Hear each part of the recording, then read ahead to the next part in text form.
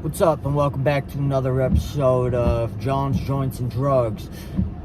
Today I'm going to tell you, from my point of view, how a whole generation got turned out on first Oxycotin, then heroin, and then fentanyl. First and foremost,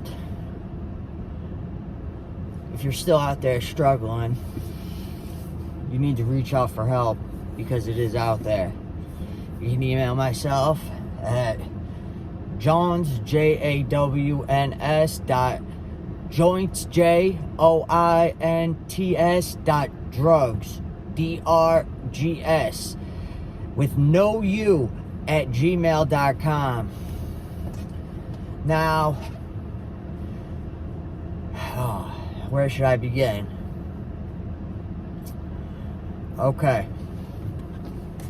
I live on the East Coast.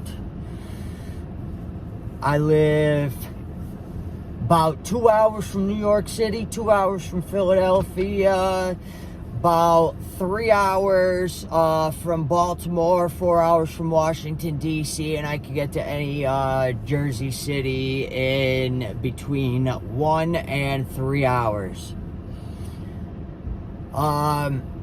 So, with that being said, it's quite accessible to get to any major city before lunchtime.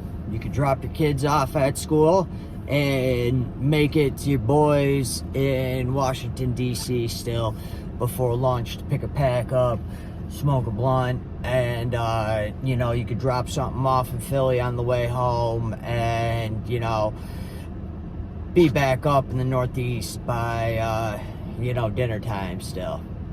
Wasn't a difficult task to accomplish these things. Now I'm going to go back to, when the opioid epidemic had started, and when, my generation really, from my point of view, and my, friends and everything else, really started to get into things. Okay, so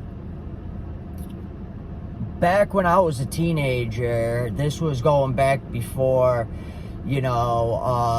everything got as strict as it was with, the opioid, and doctors prescribing pills and everything else. I'm just going to give an example real quick of how easy it was back then to get, opioid narcotics compared to now. Now, that was, being, in my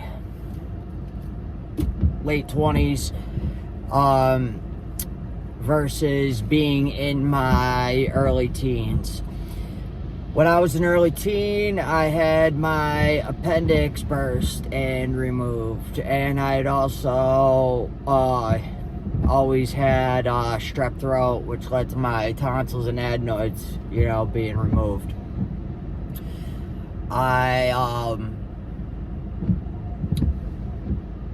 was able to get opioid pain prescriptions without having to ask, or without, having to give much effort. All, I'd have to do was complain a little bit, and, when it was time for a refill, and, I would want more, it was, fairly easy to, tell the doctor, that you were still in, pain, and end up getting a refill on your, medication. Now, don't quote me on the exact year, but I'm going to say somewhere around 2014, 2015, maybe even, a few years sooner than that, I'm not sure. The DEA did the, where they linked all the pharmacies together, and you were able to, view somebody's prescription, all throughout the country. They, had their, pharmacies and doctors all hooked up on the same system then. Well, it used to not be like that. And you used to be able to go and get a fake ID and be able to go out to these major cities, a lot of Jersey cities, Philly cities, some in, New York and stuff, and, offer a doctor, cash, about $100, for the visit. Then it was roughly about $100 to get, your prescription filled, and you'd go to the pharmacy and you'd pay cash with everything, with your fake IDs, and you'd be able to go to, out to the major cities and take these prescriptions, to whichever pharmacy in these, either small towns or, whatever area, and they weren't all linked into the same system. So you were able to get multiple Oxycotin prescriptions, Roxys, and they would always ask you to, all these doctors, how's your anxiety? They always would throw the bars right on top of there. So you'd, end up with your bars. You'd end up with, in a script of, 120, 150, 180 Oxycontin, 30s, the blues, and that, and then they give you, a lot of times, they call it for breakthrough pain, the, bananas. We'd end up getting the 10s, the, perk 10s.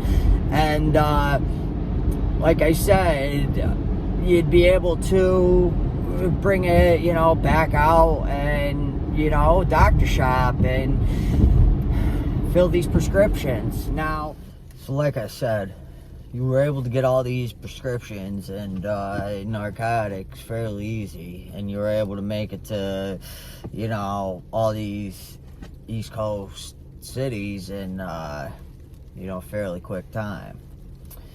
So what this had ended up leading into is just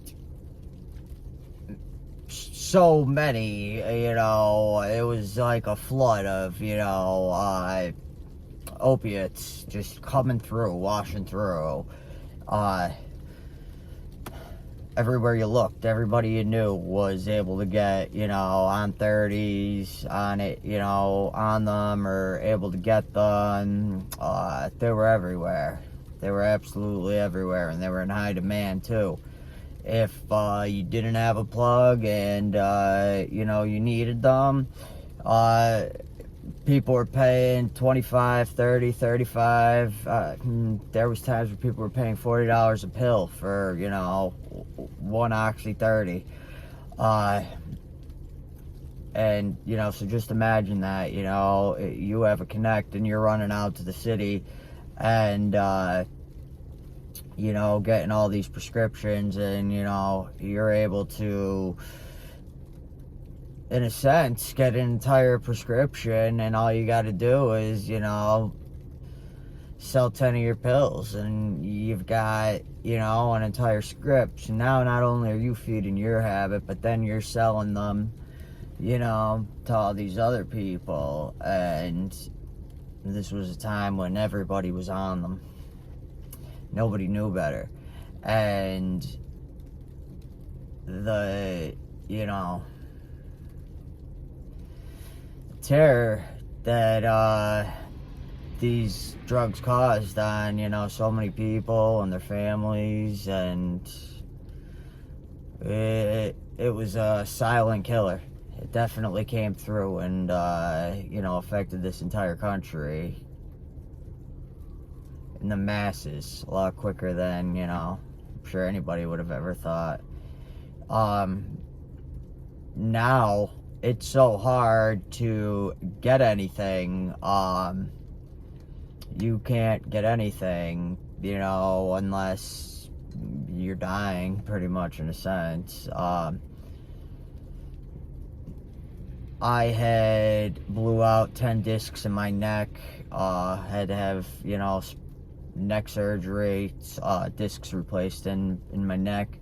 I had to have my meniscus, cut out and, taken out of my knee. All in my late 20s, and this was a time when I was clean and not looking for anything either. But even if you were in, that type of situation, it is extremely hard to get any sort of, pain medication.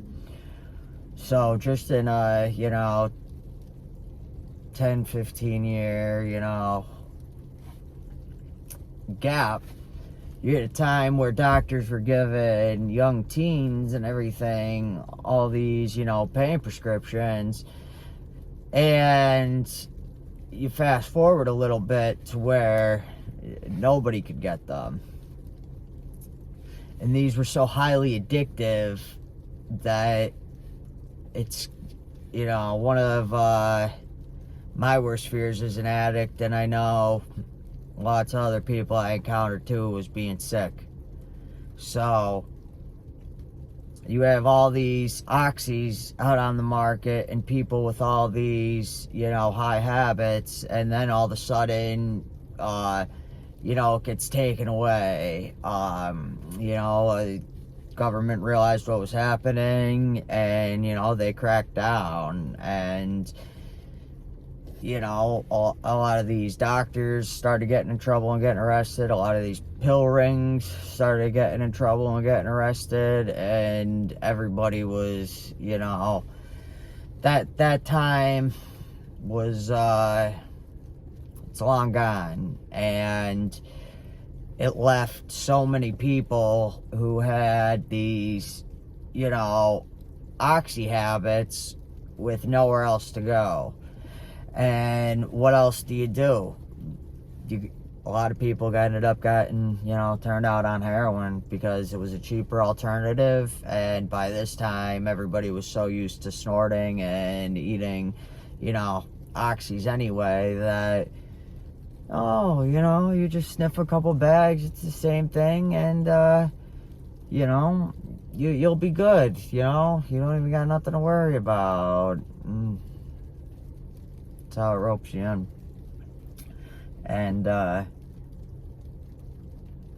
next thing you know, you're off to the races. And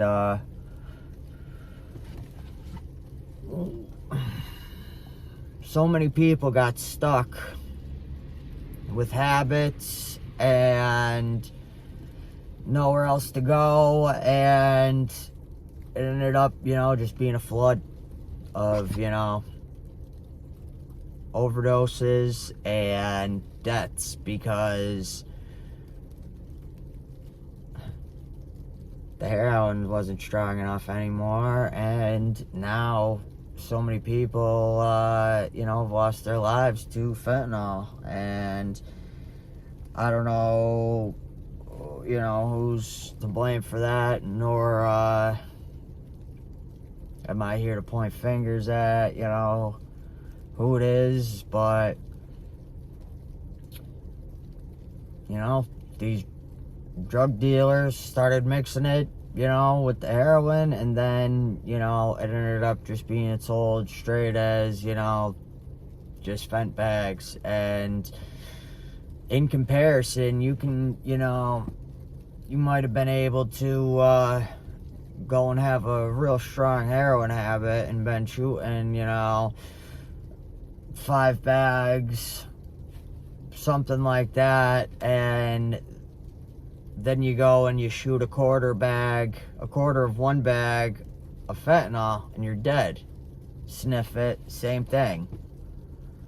You're dead. And then, for the people lucky enough to not have died and ended up catching fentanyl habits, you catch a fent habit, and it is so much stronger, but it does not last as long, and you get so much sicker. So that fear of being sick increases so much worse. And with that fear of being sick, you'll do anything.